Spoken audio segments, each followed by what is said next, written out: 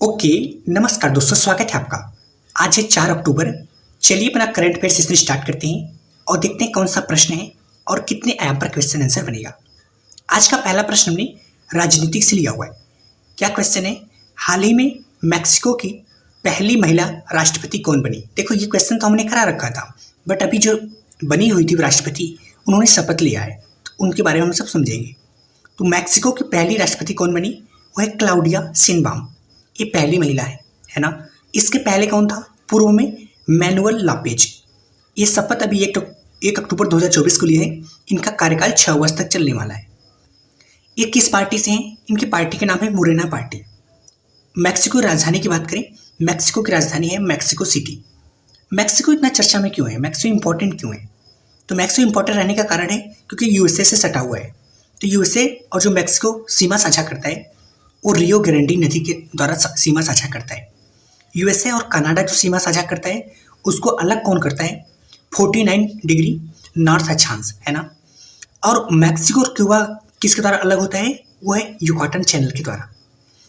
अभी नाटो जो हेड नए बने हैं, इनका भी कार्यकाल 1 अक्टूबर से शुरू हुआ है। वो बने कौन है? मार्क रूटो, जो कहाँ के हैं? नीदरलैंड के। नाटो की स्थापना 1949 में हुआ था। हेडक्वार्टर कहाँ पे है? ब्रसल्स में। इसमें जो टोटल देश हैं वो 32। अभी जो नया सदस्य बना वो है स्वीडन। नेक्स्ट क्वेश्चन हमने आर्थिकी से लिया हुआ है। क्या क्वेश्चन है? हाल ही में एडीबी ने भारतीय अर्थव्यवस्था की वृद्धि का दर कितना अनुमान लगाया? तो दो समझेंगे कि भारत का जो जीडीपी वृद्धि दर है, उन्होंने ग्रोथ कितना अनुमान लगाया है और एडीबी है क्या। तो कितना अनुमान लगाया? 7%। और यहाँ पे इंटरेस्टिंग बात ध्यान रखना कि एडीबी ने 7% अनुमान लगाया, आईएमएफ ने भी 7% और वर्ल्ड बैंक ने भी 7%। तो मतलब याद करने में आसानी हो जाएगी। अब समझते हैं एडीबी क्या है। एशिया डेवलपमेंट बैंक, एशियाई विकास बैंक, जो एशियाई के लगभग सभी देशों को वित्त प्रोवाइड करती हैं।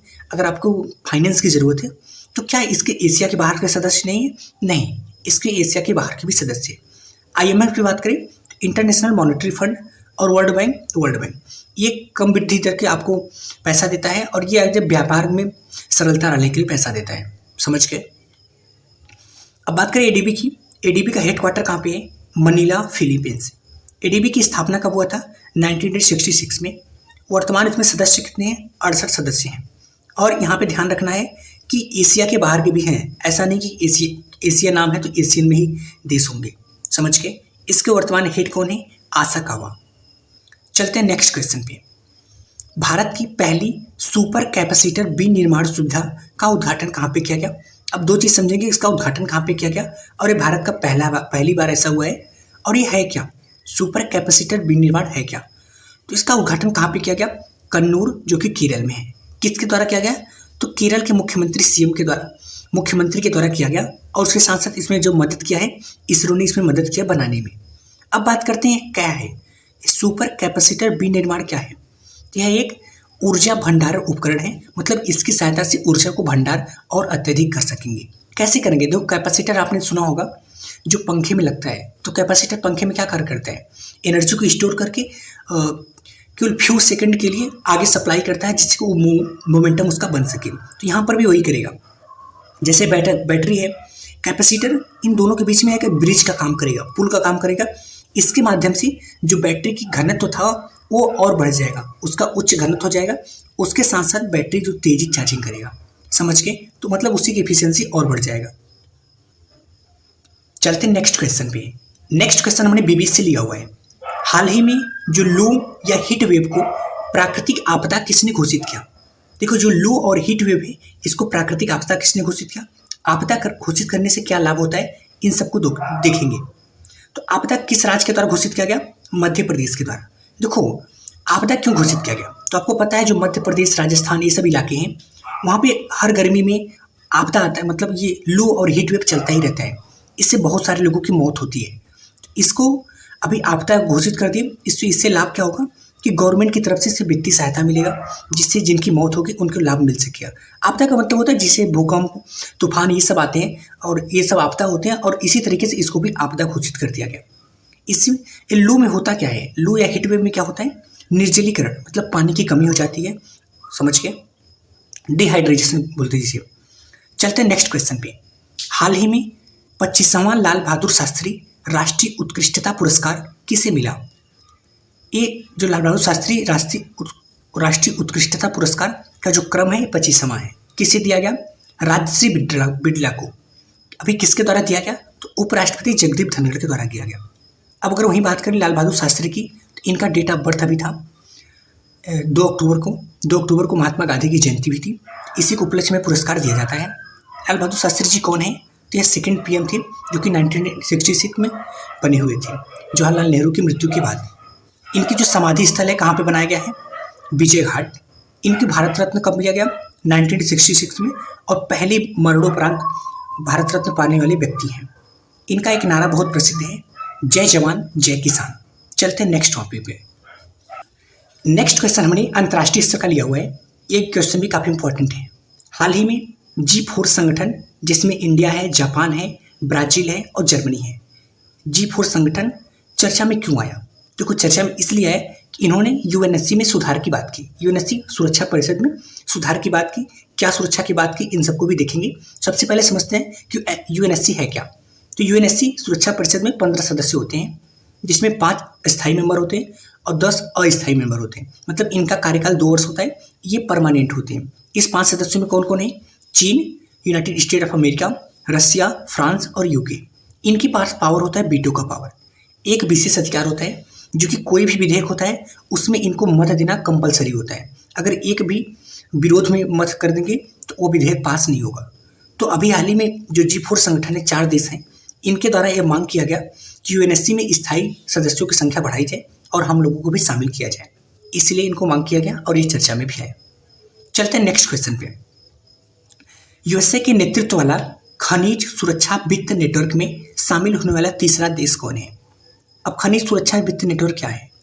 तो इसका मतलब ये कि एक ऐसा नेटवर्क बनाना कि जो महत्वपूर्ण खनिज है उसकी सप्लाई को कोई रोक ना सके और सभी को पर्याप्त मात्रा में मिलता रहे। इसके अभी लीड कौन कर रहा है? यूएसए कर रहा है। इसमें टोटल जो देश थे 14 देश और साथ में यूरोपियन यूनियन भी है, जिसमें 27 देश हैं।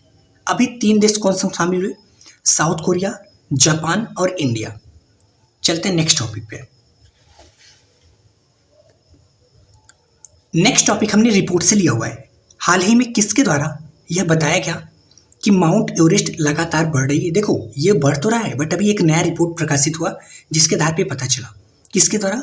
यूनिवर्सिटी कॉलेज ऑफ लंदन के द्वारा रिपोर्ट बनाया गया कि जो माउंट एवरेस्ट है वो लगातार बढ़ रहा है। ये कहाँ का है? यूनाइटेड किंगडम का। इन्होंने कारण क्या बताया? इन्होंने कारण ये बताया कि जो अरुणा नदी है उसी के कारण। तो अरुणा नदी से कैसे बढ़ रहा है? तो उन्हें ये बताया कि जो उसका आधार है, जैसे मान लो ये आपका एवरेस्ट पर्वत है, यहाँ पे अरुणा नदी है, तो ये लगातार इधर से बह रही है, तो इसका जो आधार है कट रहा है। जब आधार कट रहा है इसका मतलब यहाँ पे जो जमीन है इसके ऊपर भार कम हो रहा है, और जब भार कम हो रहा है तो ये ऊपर चला जा रहा है। समझ गए? इन्होंने कारण ये बताया कि आधार से कटाव कम कर रही है, मतलब आधार में कटाव लगातार कर रही है, जिसकी वजह से भार कम हो रहा है और शिखर ऊपर जा रहा है। समझ गए? और कितना ऊपर जा रहा है? तो 2 मिलीमीटर प्रति वर्ष। वैसे तो बहुत कम होता है, बट ये समझ लो आप। अगर ये माउंट एवरेस्ट की बात करें, माउंट एवरेस्ट का तिब्बत में जो नाम है इसको फुंगचू बोला जाता है या बूमचू भी कहते हैं। समझ गए? इसकी वर्तमान लंबाई कितनी है?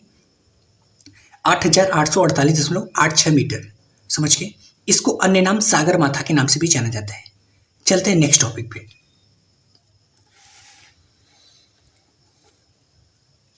नेक्स्ट टॉपिक हमने खेल से लिया हुआ है। हाल ही में SAFF U17 अंडर 17 चैंपियनशिप का खिताब किसने जीता? देखो सैफ क्या है? साउथ एशियन कंट्री का एक गेम है जो कि फुटबॉल से संबंधित गेम है। इसमें टोटल 7 देश अभी पार्टिसिपेट किए। इसका जो गेम हुआ वो कहाँ पे हुआ? भूटान के थिम्पू में। समझ गए? ये अंडर 17 का है। समझ गए? इसका विजेता कौन है? भारत। उपविजेता Bangladesh. Player of the series किसने जीता? मोहम्मद कैफे, जो कि इंडिया के हैं। चलते हैं नेक्स्ट टॉपिक। ये त्यौहार या महोत्सव से है। 9 वर्ष रोज हसनाओ का संबंध किससे है? देखो ये 9 वर्ष का एक त्यौहार है। इसका जो संबंध है यहूदी समुदाय से है, और आपको पता है यहूदी समुदाय सर्वाधिक इजराइल में है, मतलब एकमात्र आप समझ लो इजराइल में है। चर्चा में क्यों था? तो अभी इनका यह त्यौहार शुरू हुआ जिसमें अपने प्रधानमंत्री और राष्ट्रपति के द्वारा इसको शुभकामनाएं दिया गया। अगर बात करें कि रोज हसनाओ क्या है, तो यह यहूदी समुदाय के वर्ष का सबसे विशेष त्यौहार है। अच्छा, यहूदी समुदाय का और अन्य कोई त्यौहार? जी हाँ, हुनक्का और सुकोत फेस्टिवल। ओके दोस्तों, अगर आपको करंट अफेयर को शॉर्ट नोट्स के माध्यम में डिटेल पढ़ना है तो आप इस फैमिली का हिस्सा बन सकते हो। धन्यवाद।